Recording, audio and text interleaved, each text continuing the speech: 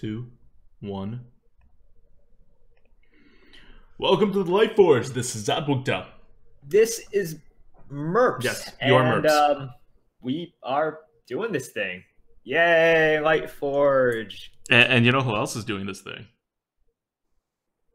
You? Blizzard. Blizzard's also doing this thing. Blizzard's doing this new thing now, which is, I see the segue, which is that they are revealing the schedule of the cards that they will reveal for this next expansion. Well, so instead of an announcement, this is the announcement for small card announcements. Mm-hmm. Yes. And they will still have other announcements for their actual announcement streams of these cards that will be announced for the next expansion. Yes. So a lot of your favorite Hearthstone personalities like Reynad and Crip and international ones that I don't know, but perhaps some of you guys might. They'll be revealing cards on like, is it a daily basis? It's just weekdays, right? It's weekday. Well, no, it's a daily basis. It's every single day, and goes. They'll have like one every few hours. It's like very planned out now. I think there was. This is following, of course, the Ticking Abomination disaster of KFT, where the only card revealed was Ticking Abomination for like 24 hours. Yeah, that was not so great. Well, it's also an issue for them because whatever these card reveals, Blizzard knows every single card reveal will be scrutinized very heavily, right? So, yeah, hopefully there was no winning if they just chose to reveal Ticking Abomination. No, there was no winning that one. But so now it's all scheduled, and there is they did the reveal schedule for week 1. They haven't for week 2 yet. So what I assume will happen is week 1, which goes until Sunday, and then week 2, and each of them has 25 cards, which is 50 cards. They've already revealed something like 20 cards, and then the final stream with the card dump will happen. So there will be like 70 cards revealed at that point. That's my prediction, which means that the final reveal stream will be on Monday on the 4th, which puts the 7th as the actual release date for Kobolds and Caverns. Yeah. I thought they revealed the schedule for like from now until the end of the reveal. Is that not correct? No, just the first week. You just see a lot of the things, so it looks like it's a lot, but it's one per card. You know how they reveal like a lot of cards every day.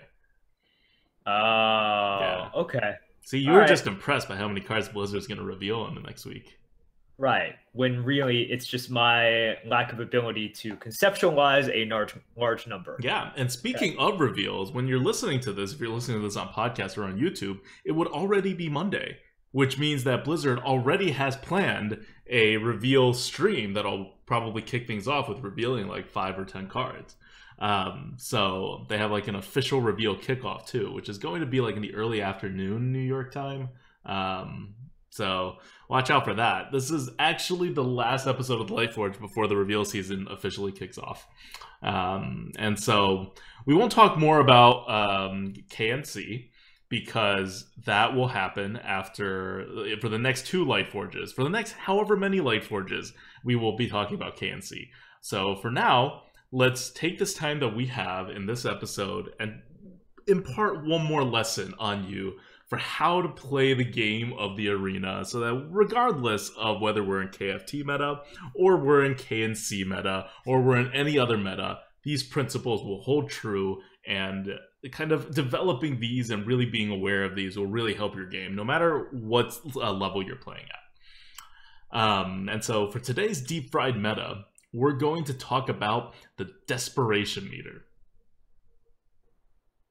So, Merps, what is the Desperation Meter? Which I literally coined 15 minutes ago. I know. I was like, well, you kind of just made this up, and we can make a lot of jokes about how this applied to earlier on in my life. But, but I guess so the way I defined it as well, because I don't think Desperation Meter is a great way to put it. It's a wonderful name. Do not challenge the names, all right? All right. Sounds good. I designated myself the naming czar over the course of the last year in case you haven't picked up on this. Well, yeah, I mean, you have control over the text for the Lightforge, so you just call stuff what it is. But when we're talking about the Desperation Meter, and also we have no context for this right now, really what we're trying to talk about is at what point do you feel as though your plan A is not going so well, right? And you start looking at your plan B.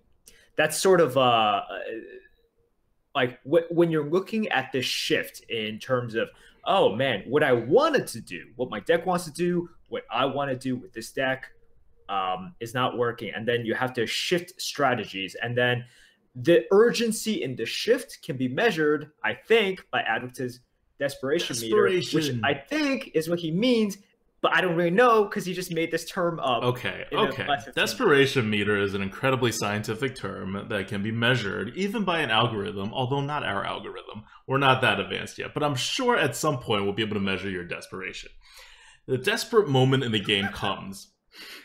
That would be terrible for like every single middle schooler. That would just be it. They would have to get a Desperation Meter so high for people in middle school and high school. Well, you know what? This is where Blizzard's taking the game. Blizzard is answering the calls of the fans and making the Desperation Meter more and more important to the game of the arena. So it used to be invoked every now and then in a run when you say, oh my god, this clearly isn't going to work. We're normally a card advantage deck, but let's start hitting face because we're going to die. And it normally doesn't work. Like, that's why it was never your plan A, that's why it was your plan B, and that's why you really didn't want to do that. But as the game has gone on, as more and more swing cards get printed, you're getting more desperate more frequently when you play the arena. And so the Desperation Meter is becoming a vital part of good gameplay. And I'm going to set up the Desperation Meter as this kind of, I mean this in a very scientific and mathematical way, where when you analyze your situation, your odds of winning by your plan A, which is how your deck is supposed to win, is like almost zero. And that's a very scientific thing. It's not like a feeling in your stomach. It's not like a prediction that your opponent's going to do something. It's like your opponent already did their stuff. Like normally you go with plan A, but here you have to do plan B. And a very, the card that probably most exemplifies this in KFT is Ultimate Infestation. And I don't mean you have Ultimate Infestation. That's wonderful. You don't need a plan when you have Ultimate Infestation. I mean when your opponent has Ultimate Infestation. So you're playing along, it comes to turn 10 or later, the Druid plays the Ultimate Infestation, and all of a sudden you had a 1-card card advantage, you are now at a 5-card disadvantage. Because a Ultimate Infestation swings 7 cards. They draw 5 cards, they deal 5 damage, which is basically what a card does, and they put a 5/5 on the board. So you could go from being up 1 card to being down 5 cards. Because that Ultimate Infestation itself is still a card. So instead of 7, it's like 6 bonus ones. Anyway, the math works out. Trust me on this. Good. You end up in a very desperate situation. There were not cards in the game that did stuff like this. Like, Sprint was the worst, so to speak. And Sprint kind of forces you to, quote-unquote, be desperate, even though really what it's doing is, like, telling you how to play. Like, if your opponent plays Sprint, they did nothing for a turn, basically, and so you should be pushing, right? That's, like, very natural. Ultimate Infestation and these, like, overpower cards that are coming, like, you know, maybe, like, Primordial Drake or whatever, they change the course of the game without making it exactly, completely obvious to you what you should be doing, because they're just that overpowered. So if your normal game is to try to say, my deck is bigger than yours, and it's working, and then they play Ultimate Infestation, and it is no longer working because you thought you were facing, we'll call it, a 6-inch deck. But instead, it turns out you're facing a 9-inch deck, and you may have, let's say, a 7-inch deck that would normally be able to handle the game and come out with the victory, but now you realize what you're actually up against. And so you need to switch to Desperation mode, which means you have to get a little bit creative. Now, the easiest way to go about this is to, of course, hit your opponents to the face, right? That's generally plan B after plan A, if your plan A is card advantage. But it's not always just hitting your opponents to the face. Sometimes you can stall out a little bit. This goes back, and it's going to tie in with our conversation about Death Knights also, because we keep talking about Death Knights, right? And about how Death Knights were not that bad. It's because Death Knights puts every single player into Desperation mode. Every single player, once your opponent plays a Death Knight, that's like 12 inches. You're in desperation mode, no matter what kind of a deck you have, unless you also have a Death Knight. So once they play a Death Knight, and I'm just saying with the Ultimate Infestation, it doesn't have to be a Death Knight, right? And if you want to listen to the whole Death Knight rant and how to defeat Death Knights, that's in episode 109. I went back and looked it up. It's episode 109 of the Lightforge. We are now episode, like 119? So we're going to broaden this into the Desperation Meter. And just like we were talking about with the Death Knights, while you do want to hit your opponents to the face, what you really want to be doing is to make sure your opponent does not recover or get back the tempo before you can beat your opponents down. So let's say your opponent uses an Ultimate Infestation perfectly on like your 5/5 minion, for example. Then you're kind of screwed because they spent 10 mana and got 10 tempo out of it, and you're just, they're even on tempo. But if they had to use the AI on your 3/3 or whatever because you didn't give them a good target, because you shouldn't give them a good target because Ultimate Infestation's coming, they're a druid, come on. Then they're probably down like 2 tempo, and you get a chance to make a push. And as long as your choices are use the tempo that you gain right now, or get good trades on the board to preserve your 2 tempo advantage, or whatever tempo advantage that you have at that point. Because presumably, if you're winning, you want to be able to continue winning, right? You want to make sure Ultimate Infestation does not end your game. If you're losing and Ultimate Infestation ends your game, it's not that bad. You're going to probably lose anyway. So every turn, you have to make the evaluation of how desperate you are. And how desperate you are is based on how much tempo can you recover. So if you have good trades on the board and you can get back 4 tempo in this turn, then maybe you don't want to hit his face because you're still gaining tempo. And as long as you're still gaining tempo and you have the cards to back it up for a few more turns, then you're fine. Then you're not desperate. Then you continue on your normal game plan. It's only when you're looking at your trades and you're like, well, I'm going to gain like 1 tempo. That should start ringing alarm bells. Normally, gaining 1 tempo is great, especially if you think your deck is bigger than their deck. But now that you know your deck is way smaller than their deck, gaining 1 tempo is no longer enough. You need to start pushing. And that's where the Desperation Meter and having that meter in your head becomes very, very useful because it dictates how you're going to play the game. Yeah, I think that's a good way to put it, or define this thing that you recently just made up. But it is something that you think about every single turn, right? Sort of, and it's just part of the game sense and the game awareness. Mm-hmm. Now, we've used the example where, you're making trades and you can play for value, but you see that you're getting outvalued and you go face. That's the example we have been using. But going face is not always the alternative, right? Or it's like you get desperate and you go face. Sometimes not it's the best also move, just guys. Yeah, although it is a very valid, like if you see yourself losing in the value game, the worst thing you can do is like say, no, I'm going to stick this out. Yeah, right. Exactly. If you're doing something and it's obviously not going to work, don't keep doing it. It's not going to work. It's good advice in Hearthstone and in life, just generally. But sometimes when you see your desperation meter rising as well, like you don't exactly have to go face, and sometimes you just have to say, well, I just need to draw this 1 card next turn, or in the next 2 turns that can help you win it, right? A Flame Strike or whatever. So you can start playing towards that as well. So it doesn't always have to be like, okay, plan A doesn't work, just off face now, shove everything. Because again, it's your plan B. It's not going face. Your plan B could be hit my combo, right? Yeah. That's a totally valid plan B. Or if your plan B is already in your hand, your plan B could be set up for my combo. Whereas before, if I have a Flame Strike or like some other big, combo, or not Flame Strike's not even a combo, just like a setup, right? Or a combo that I could have hit and it's a bonus, or I don't have to hit. Now maybe I do have to hit that Fight Promoter. Now maybe my Flame Strike can't just hit 2 targets. It needs to hit out 4 targets for me to even out the card advantage. Like, you know what you have to do.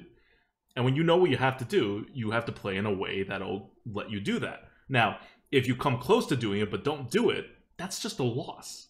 So without knowing your desperation meter, you may be perfectly happy taking out 2.5 targets with the Flame Strike. That's pretty good, right? That's pretty good, yeah. With the desperation meter, you may know that doesn't matter. That's the same as not using your Flame Strike at all, because your result is going to be a loss regardless. So if you're still going for card advantage after a UI, for example, and you have done the math and you've calculated that a Flame Strike would need to kill like 3 or 4 cards, then you don't play your Flame Strike until you kill 3 or 4 cards. You play it any earlier than that, in a vacuum, you may think, oh, that's decent value. Because a lot of players that I see play, like, have this idea of, like, this is good value for this card. That concept doesn't exist. There is no good value for any card. Everything is based on the situation. So, in a vacuum, if it's good value for your cards, that may not be enough right now, and you shouldn't take those values. If your card has the elasticity and the variance to swing very high, maybe you need that very high swing. And if you don't get it, you'll lose anyway. So why take the small one? Yep. I think that's a good way to put it. Now, it might be a good idea to tell the audience sort of how we reached this topic, or sort of, because we started talking about something very different in prepreration for the Lightforge. Okay, but before you do that, let me step in first with the opposite example. Because I know we have a lot of, like, you know, we were kind of tempo players. We like tempo. And from our observations, people are like, they don't push face enough, just generally, right? Like, Merps pushes face more than I do, and I think most players don't push face enough. So a lot of the times, quote-unquote, plan B is really just our way of telling people, like, you have to have, like, get the desperation meter in your head, and, like, push face when you need to. Like, even if your normal game plan, even if what you're comfortable with, how you're setting it up is this, like, slow control mage, sometimes you have to push face. But it also works the other way. Right? And this is where, like, I'm more of a mid-range player, and I do this with Merps a lot whenever we co-op, which is I tell Merps, like, no, I know we're a hunter, but we're playing for card advantage now. Like, and he's very uncomfortable when that happens, but, like, he admits that I'm right in certain times, where you're just like, look, certain times, right? Like, we're like, look, we're keeping them off the board, we have a 2-card card advantage, you know, what are we afraid of? Like, why do we need to push face at this point? They're not going to swing it back that hard against us. We can go against everything advantage. That we are, man. But so what I'm saying is, all the desperation meter does is it's how desperate you are that you need to shift to your plan B. That's all it is. Plan A, in our examples, usually is like, be a good player, play for the board, kill your opponent, win on card advantage and tempo. But sometimes your plan A for your deck really is just like hit face a lot and then finish them off with some, like, you know, like reach. And that's always a somewhat more risky play than playing the long game. So if you get to a point where you're like, well, you know, my opponents spent a whole lot of resources taking care of my board. I don't have, you know, my opponent down to a certain number of health, but I do have 2-3 cards on them. Like, at that point, maybe slow it down. That's like, you're getting desperate in the other side, right? Or if you still try to keep pushing, you may actually fail to push it, to push face, and you may accidentally open up your opponents to burst you down, because part of pushing face means not clearing his minions, right? So instead, being more protective of your own face may be your desperation play. Yep. Okay, so now should we talk about how we reached here? Now let's talk about how we reached here and how this applies specifically to, I don't know, KFT meta. So when we were thinking of topics for the Lightforge, we were actually just doing sort of train of thought kind of stuff. And I was like, hey, I've been doing pretty well with Warrior recently. Of all classes. Of all classes. And you said? I've been doing decently with Warrior as well. There you go. We're reenacting this conversation. It was riveting. And we were just trying to wonder why we were doing well, right? Mm-hmm. Because one of my decks that went 12, it did have a lot of crazy cards, but I think in the other Warrior runs, like, the cards were just pretty average, right? What you would expect. Yeah. And, like, normally, if you get... Okay, so if you normally get a bunch of crappy cards in Warrior, historically, you just don't do very well. Like, you just get, like, 3-4 wins and you're kind of done. But you get a string of, like, 7, 8, 9 wins with mediocre cards as Warrior, and you're like, that shouldn't happen. That should be what happens with, like, Mage, you know, or, like, Rogue, or, like, Paladin even. That's not what happens with Warrior. And I think the reason this is happening with Warrior is because of the meta shift. Because we've added so many crazy cards into the meta at this point, and because all these things exist and these swings exist, your normal advantage, like, think about how mages win. Mages win by getting small advantages everywhere. Anytime you set up a small advantage by killing an opponent's minion with a good trade and leaving something with 1 health, the mage wipes that away with the hero power. And anytime the mage can get an advantage, the mage can use the hero power to keep its advantage. It's a very flexible way to allow the mage to chip away at any advantage you may gain to prevent it, and to create more advantages that the mage can get. It has basically a backstop that for 1 damage of difference, if at any point that you're like outboarding the mage can just come back at no penalty, and at the penalty of 1 tempo, just 1 mana's worth of tempo, because it's 2 mana but you deal 1 damage. And it can undo all the damage you've done, like all the good plays you've done, and that's very powerful. And in a game like such a like classic Hearthstone, really most of Hearthstone we've seen until 2017, that was very powerful because it did exactly that. Because Arena was always on the board curvestone a game of inches, and in a game of inches, winning every battle on the inch counts. But now, with Ungoro, with KFT, with your Primordial Drakes, with your Bone Mares, with all these giant meteors and other board-swinging cards, Ultimate Infestations, those inches matter a little bit less. Yeah. And so, as a good player, that actually kind of cuts into your margins a little bit, because the good players are very good at getting those inches. But the good players are also very good at gauging their Desperation Meters. So your ability to switch into desperation mode and to switch from plan A to plan B using the flexibility has become much more important. And what classes are very good at switching from plan A to plan B? Well, warriors are insanely good at it.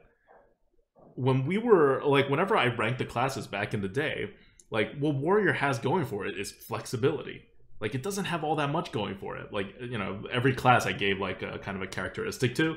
Like, you know, Hunter would be face, you know, Mage would be control, whatever. But what Warrior has, and it really doesn't have a lot, is the flexibility. Because all the weapons can be used for card advantage or for reach. Nothing else is like that. Like, no other cards in the game are like that. I think a perfect example is Arcanite Reaper, right? One of the best cards in the game, period. But if you look at that, it can either be a 5-mana Pyroblast over 2 turns, which is insane for aggressive purposes or just you know, going face, ending the game, or it's easily a 2-for-1, right? Because 5 damage just like that covers so much. It's really hard for your opponents to play around. So like it is either a guaranteed 2-for-1, and it'll almost always get more like tempo than or like get more for its mana cost than it costs itself, as well as win you on the card advantage. And it's also just an insane damage ratio for the mana if you're aggressive. So yeah, Arcanite Reaper, it's one of those things where even if you go to a plan B of going face, it's like, oh, I just have a 5-mana Pyroblast now. Yep, and you look at the other classes good in this meta. Like, Rogue always had a lot of flexibility. That's kind of the Rogue thing. You have a lot of low mana cards. You have combo potential. You have a dagger. There's so many options, right? And that gives you the flexibility to do what you need. And Druid has some choose ones, which also allow it to do a whole bunch of stuff. These are flexible classes in ways a lot of the other classes are not flexible. And I don't mean like they can create different archetypes in the draft. The point of the Desperation Meter is that you have to flex within the game. So these are all classes where you can just build a deck and then in the game decide what you want to do better than other classes. Now, normally let's say in the classic game, if I'm a mage and I could just say like, okay, fine, you can start switching all the stuff that you want, but I'm just going to do my plan A a bit better than everyone else. And my plan A is to ensure my board presence and then, you know, make good trades and then make sure you don't get good trades and then go face, right? That's me as a mage. And I will, over the course of the game, and we said this back in Classic, you can look at like the first articles that I wrote like 3 years ago. It just says like, over the course of the game, you will get like a 2-card advantage if you play well. That will win you the game. If you read that statement again, knowing today's Arena, that's hilarious. That's like ridiculous. Really? A 2-card advantage will win you the game? Come on, ADWCTA. Because it's just no longer true. But back when that was true, how important were those extra pings against a warrior? They were game-winning.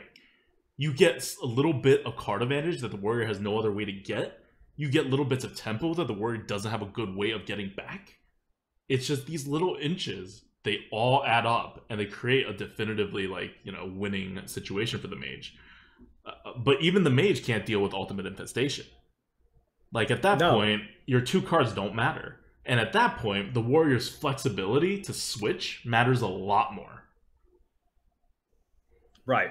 So I would say a good way to put it is that um, these small advantages matter less, but decision making still matters a Hmm. ton. I would say decision making matters even more now, because I think it's easy to read what you're saying and it's just like, ugh, like what does this mean? It just means like, whenever I gain these small advantages, they don't matter as much. It's like, well, they still matter, and in fact, like, it just makes a lot of decisions, especially pivotal decisions that you might not see in the game, Hmm. matter a lot more. So rather than getting disheartened, which I think some people might after hearing this, you should be encouraged. It's like, oh, like even though there are large swings, decision making still matters, especially because a lot of what we do is on the board now, Right. right? Which AFT has done, and who knows what the next expansion will do. But whenever it is on the board, your decisions are always going to matter a lot. So even though you might not like a lot of the cards and a lot of the swings, you are in control of your destiny Yes. quite often. Hmm. I agree. And so just keep that in mind, how important the desperation meter is, how you need to react to that, and sometimes even before the desperation point hits, you should be preparing for it, like giving yourself an out. I know a lot of times people are like, "Oh, my game plan isn't this. I don't need to hit face." Like, fine, but if you can, like, do it a little because you're going to be desperate more frequently these days than you used to be. Like, that's what Blizzard's decisions in the arena have made all of us just a little more desperate. Oh, to all of our listeners out there, these days you're more desperate than ever. I mean, we don't control the game. We just tell you how Blizzard's making their game. Okay, so that's a deep fried meta to close out the KFT, and I think it's a decent representation of KFT. It's about gauging your desperation, and that'll help you win. And I just want to kind of piggyback on what Merps is saying. The fact that you're waiting for these decision points more now than you used to be, and the fact that you're on the board micro like trades and whatever matter a little less than they used to matter is not as big of a deal in terms of skill as you may think. Like, think about Hunter. We always promote Hunter as one of the higher skilled classes in the arena. And Hunter is, for the most part, when it comes to gameplay, just like one decision. You just have to know which turn to make it based on what's happening, and then you have to, like, have the balls to make it. That's like half of good Hunter gameplay in the actual gameplay. Like, more so than any other class. It's very much centered on this, like, one turn. But this turn could happen at any time, and if you get it wrong, you'll probably lose. Like, and that's skill. And now, many more situations in all the other classes are making you play like in a more hunter-like mindset.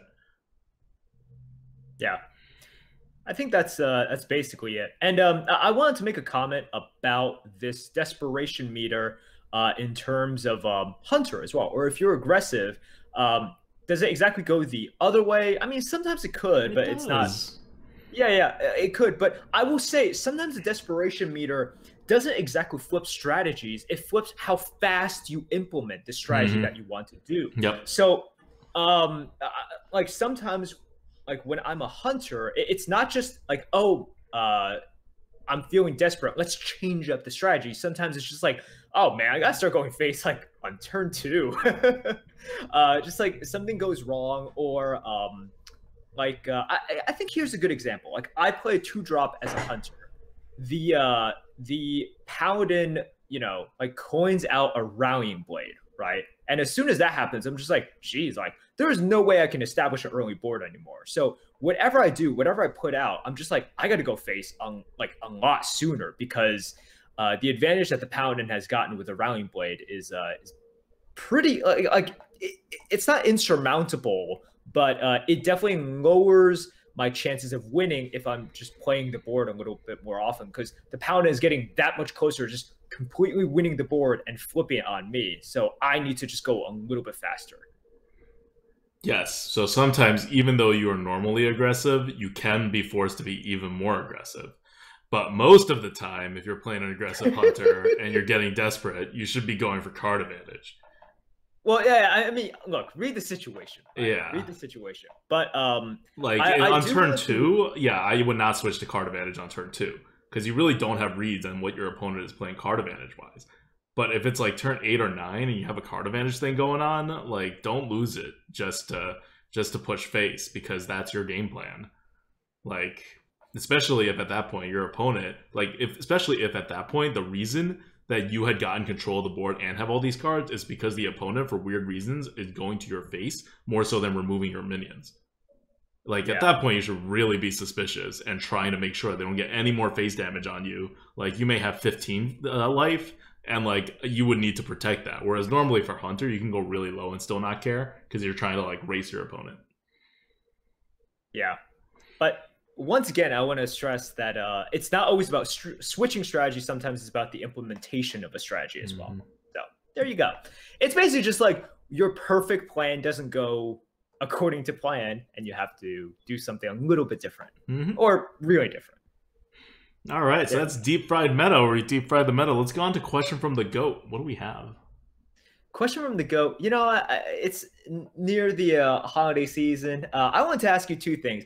So first of all, I think people were interested in what we're doing for Thanksgiving. I've gotten this question a few times. So ADWCTA, what are you doing? Are you going anywhere? What are you seeing? No one's asked me what I'm doing for Thanksgiving. Oh. I guess... I'm sure. I mean, they did add Grinning Go, so I'm sure it was directed to both of us, you know? Okay. Well, I'm going to see my parents over the weekend, but we never spent Thanksgiving together. Like, my parents came to this country from China, and they brought none of the Chinese holidays with them, and they refused to adopt any of the American holidays. So I grew up without holidays. But this is, we also get a couple days off here from work. So I usually take this time to visit my parents. It's just nothing's actually happening on Thanksgiving. What's actually happening on Thanksgiving is I will be streaming with you guys. So if you guys want to spend Thanksgiving with me while I order takeout turkey, delivery turkey from probably a Chinese restaurant, ironically. This is, you can tune in to twitch.tv/grinninggo, and I'll be on all night. That's my normal Thanksgiving ritual, actually. Yeah, that desperation meter, it's high. Oh gosh. Yeah. Anyways, I'm sadly not spending it with my family either. Natasha and I will be here. I think we're just going to get one of those like pre-prepared Thanksgiving meals, because I'm not cooking a turkey. Like, no, that's hardcore. Cooking a turkey is so much freaking work. It's so much work. Also, so part 2 of this question, you kind of already answered, but what are you eating for Thanksgiving? Oh, obviously turkey. I always eat turkey for Thanksgiving. Do you? I do. I always eat turkey. No. Okay, because that's just what you're supposed to do. And I appreciate all kinds of traditions when it comes to food, and no other kinds of traditions. The problem is turkey does not taste good. What? And for those of you out there, no. Turkey does not taste good as other meat options. That's okay, but it's a variety thing. Good, like, if you compare it to nothingness, sure, which is like, a lot of people are like, no, it tastes good. I'm like, okay, would you eat it over a steak? It's like, no. It's like, would you eat it over like, you know, duck, right? A better bird. It's like, no. Ducks, better birds than turkeys, confirmed. They are. It's like, dude, like, I would rather eat a rotisserie chicken over turkey. Okay, so I agree with all that. Yeah. But what you're missing is that there should be diversity in your diet, and that eating diverse types of meats makes all the meats taste better. So turkey's not really about how good the turkey tastes, necessarily. It's about how good tasting turkey makes all the other meats taste. Okay, so it's just a vessel for everything else. It's like a comparison point. It's a comparison. Okay, great. It's a comparison point, and it's a vessel for your mashed potatoes and for your stuffing. Yes. And that's why we eat it. Yes. That's terrible. I mean, look, I don't have any love for turkeys. You're not going to hear me putting out a defense of them. But it's Thanksgiving. You eat some turkey, and then you can avoid them for most of the rest of the year, and it'll be fine. All right. Anyways, now that we have told you guys about our sad, high desperation meter plans for Thanksgiving, hope to see you on that stream. Hope you guys are having a better one. But that's our kind of, you know, that's our plans.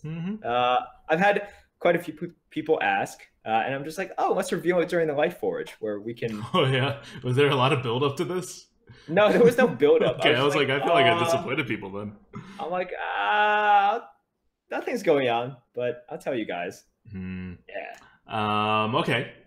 So let's move on to card good bad. You wanted this one. This is I a did. weird throwback, in my opinion, but you have strong feelings about this. Why don't you take it away? Card good bad, where we tell you a card is good or bad. Mana Worm is what we're talking about this week, which is the 1 mana 1/3 minion that grows, that gains +1 attack every time you use a spell, including the coin.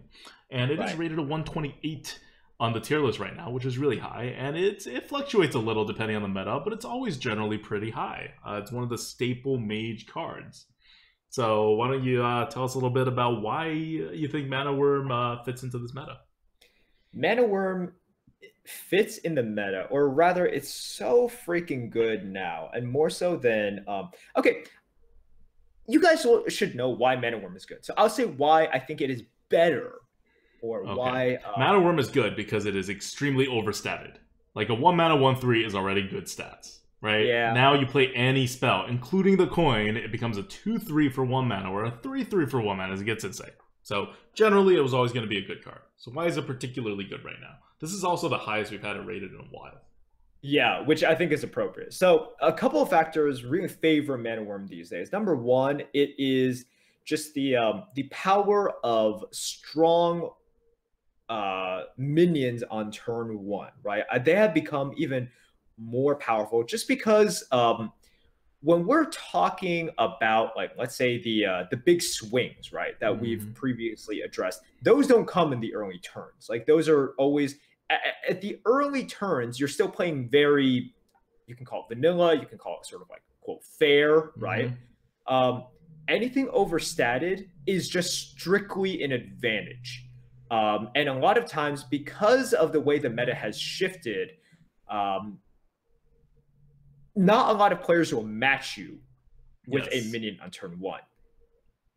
Almost no one will match you in terms of the power level of a Mana Worm on turn one, right? So you are gaining a huge advantage that will probably stick for a while, and it grows, right? Like, it grows, and then it becomes even more of an advantage in the early turns, which helps your snowball and just helps you establish the board. And here's the thing that I've really noticed. Like, well, you can say, Merps, if there's such an advantage in going first, why don't you just draft a lot of ones, right? Why doesn't every draft just draft a lot of ones? And you still have this issue with balance in that, in the world of like Cobalt Scalebanes and Bone Mares and all of these like really big, really valuable cards, you still can't have a deck that just bleeds value, right? You can't have so many one drops that you just like lose to one AoE, or you just like don't get there, right? So what happens with Mana Worm? It's great in the early turns, as all 1 mana cards are, but in the later turns, what you can do is you can put it out and easily in one turn make it into a 2/3, right? You just toss it in there whenever you're playing a spell. If it doesn't die, you're going to get to a 3/3, because it's the later turns as a mage, you're going to have spells. Right, exactly. So empty board, you play that, you play like a secret, you play another small thing, and next turn you play another spell, and suddenly you've gotten a 3/3. You've gotten a, I wouldn't call it a mid-sized minion, but we're approaching a mid-sized minion for 1 mana. So it covers up the lack of size, but it also just, you're able to drop a monster on turn one. And I found that all of these benefits have just sort of amplified in this meta. Like, I just dominate people with a turn 1 Mana Worm. I get dominated by people with a turn 1 Mana Worm. And later on, you know, I see these Mana Worms, I'm just like, this is like it's easily a 2/3 and a lot of times a 3/3, you know, just for 1 mana. And that's pretty good. You don't bleed the value like you would with you know, just a typical 2/1, right? Like an Emerald Reaver or I don't know, Raptor Hatchling or something, like that kind of stuff. So I found that it's just like so much, maybe not so much, but significantly better than it was in just like Ungoro, than it was in like a lot of previous metas. And I think these small changes are really interesting because if you identify these and sort of take advantage of them, you can definitely increase your win rate. And if you also look at it in this way, sort of the advantage of early snowball and also cards that sort of, keep their value even though they're small, you can sort of just get a better grasp of the meta that way. So there you go, Mana Worm, actual good card. Bet you guys didn't know that. Haha. All right, so that's Carrot Good Bad. I completely agree with the Mana Worm analysis, and also just in general, if you have a class that has a very good 2-drop or a 1-drop, just take it every time it comes up, because in this drafting situation, chances are you're not gonna get enough like early game cards. So, like, we could rate all of these cards like 500, and it'll probably be right in like most drafts, because you just won't get enough 1s and 2s anyway. But if you do get enough 1s and 2s, all of a sudden they're not like terribly great anymore. So that's also something to keep in mind, especially if you're getting to later picks and you're like doing okay on 1s and 2s, and you're wondering like, oh, do I take a Mana Worm or do I take like a Fireball? Maybe take a Mana Worm. Like, really think about it. Oh, I can definitely see that. Yeah, definitely see that. All right. That is almost done. We got one more topic to cover before we move on to the Arena Coup, and that is the class we're going to play in the Arena Coup, which is Warlock. Let's do a class talk on Warlock. Just kind of wrap it up for the KFT meta. Warlock in the KFT meta was a pretty good class. Yeah, it was good. It was good. Pretty good class. And that's the analysis. And why was it a pretty good class, Merps? Damn it. All right. So real talk here. Part of the reason Warlock was really good was I think it ended up being the best class that you could play out of hand. And by that, I meant even if you didn't have minions on the board, you could prolong the game, protect your health, and get value just by playing spells, playing initiatives, which Warlock had a ton of. Defile, like top card, which we found is like very easy to set up and very easy to play. Because a lot of times, your opponents will try to play around it, but all you have to do is drop like a small minion that corresponds to the missing health, right? So Defile is really good. We still have Fellfire. We still have Twisting Nether, Doom, and Shadow Flame, Abyssal Enforcer. Abyssal Enforcer, we still see those from time to time, which you should never play around anymore, right? Just because of the offering odds, and which makes it more deadly as well. But also now we have Despicable Dreadlord, which if it persists on the board, just keeps on ticking away at your minion's health. So it's basically Warlock was the best class at initiative, at spells. Like I said, it was sort of the quote new mage, right? Like I called it the new mage. If you think of mages as casting a lot of spells, it was really the Warlock. And that's very powerful because in KFT, it sort of shifted how classes played, right? Where they played on the board. And if every single class played on the board and you had an ability to play off the board, and you did something that other classes weren't able to do, it automatically gives you another option. It automatically gives you another way to win. Now, part of the reason why Warlock isn't tier 1 or approaching anywhere near the top is lack of early game, the awkwardness in having too many spells, which we do see quite often. It's actually quite easy to lock yourself into a deck with too many like Fellfires, Hellfires, Defiles, Shadow Flames, etc. And you just don't get the right balance of pressure versus response. And you, like you're going to come up like sort of engage in a turn in which you don't have the perfect answer. And you take a little bit too much health and you just lose. Yeah, so I want to tie this back to the Desperation Meter with Warlocks. Oh, okay. And how the Warlock uses the Desperation Meter. So the Warlock's game plan is generally speaking the same. You want to protect your face, you hero power to get cards, you have more card advantage than other people. That's Warlock. And you change that card advantage to tempo by just having smaller cards generally in your deck. That's how the typical Warlock works, no matter what you do with it. That doesn't sound terribly flexible, and it's usually not. But the way in which they are flexible are these board clears that Merps is talking about. Because whenever things go wrong, what you do is you strategically lose the board in a way that you can then board clear your way very efficiently, both tempo-wise and card advantage-wise, to make up and wipe away all the mistakes that you made or all the super tempo plays your opponents have played. Because that's what double-sided board clears do. And Warlock has a lot of them. So you can make sure that in every single Warlock draft you pick, you will get a good number of board clears. And that's the only class you can say that about right now. So if you're getting desperate as the Warlock, and especially as the Warlock, you don't have a lot of other things going for you, you're probably going to get desperate more so than other classes. What you do is you strategically lose the board, and then you board clear.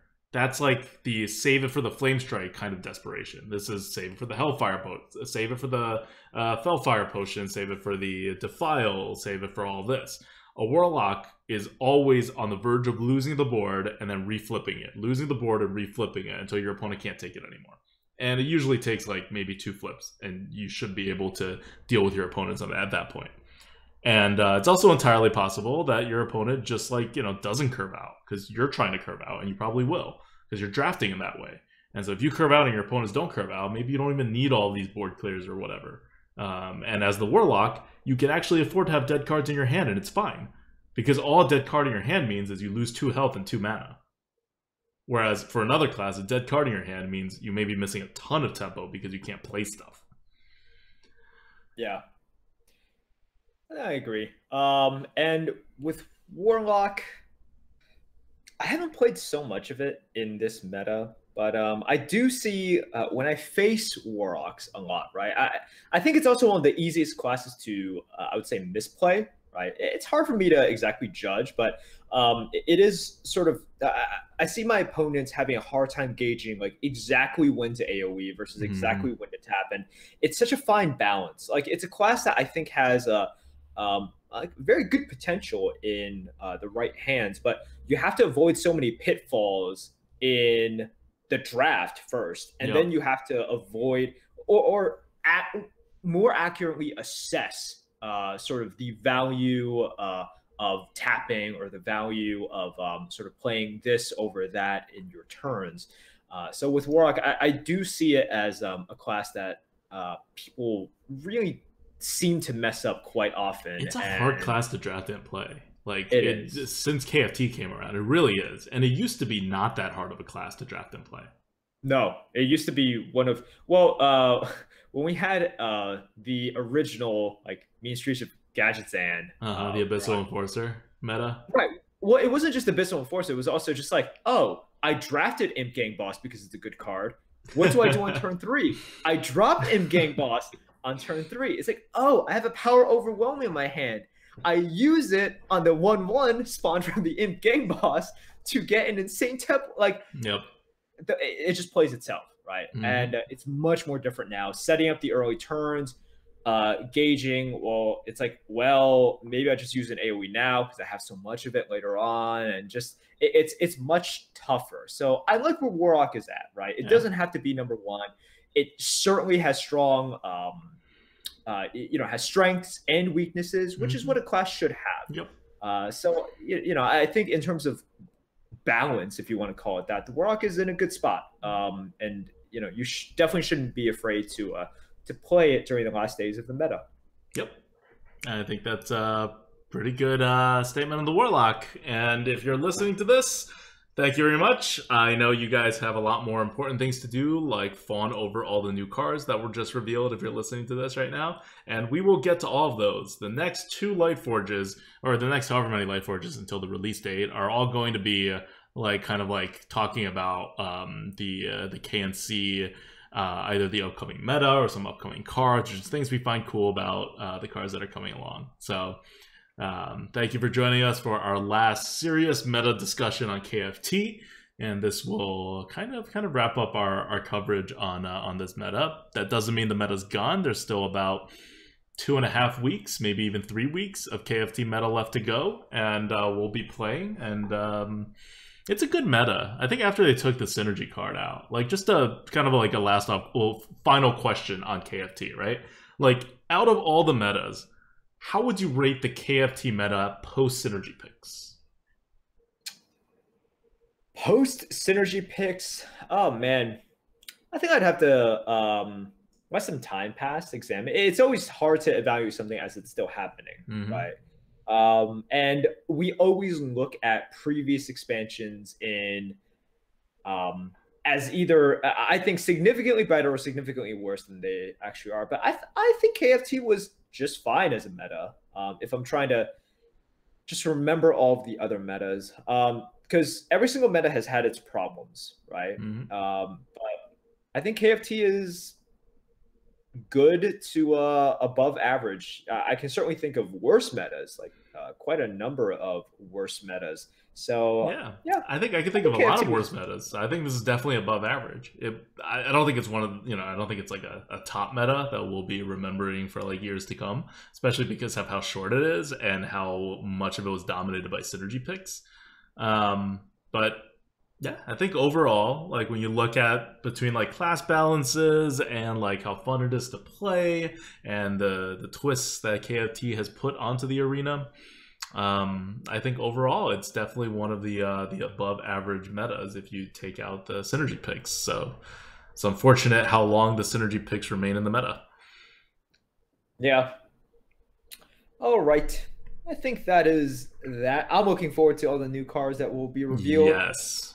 And what is Blizzard doing with that like arena specific cards thing? Like they haven't announced anything, so I guess it's not happening in the next couple of weeks, so it may not happen until like much later because they're not gonna put it out as soon as like Kobolds and Caverns comes out. Caverns.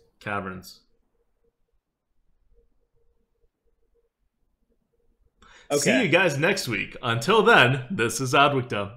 This is Merps. Caverns.